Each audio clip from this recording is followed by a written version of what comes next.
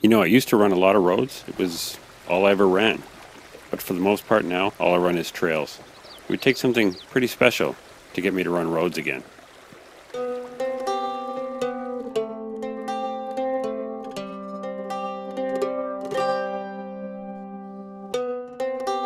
Yeah, I'll be honest. There's a bit more work involved in running trails. You know, living in the city, trails are a bit harder to come by. You've really got to work a little harder to find them.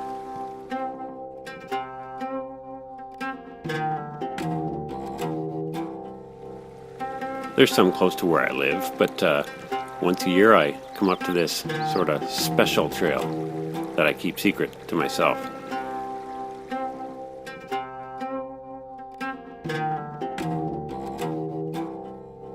It's not the easiest trail to access, but it's definitely worth the work.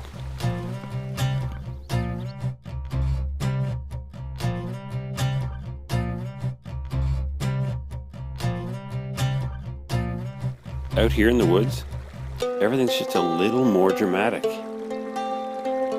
The weather seems more dramatic. The hills are definitely steeper, bigger.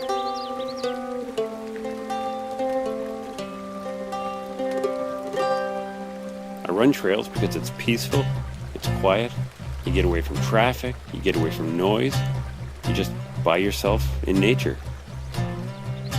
You can't beat that. As a runner and an airman in the Canadian Armed Forces, I always felt it was my duty to run the Canada Army Run. So I did. Except for the years I was injured, I ran every Army Run. But that all changed in 2010. That's when the Army Run became something special for me. I was about 4 kilometers from the finish line when I saw a man wearing a t-shirt in the crowd, and it had a picture of his son who had died in Afghanistan. Well, I immediately pointed to him and banged off a salute. It was the least I could do for the sacrifice both him and his son had made for our country.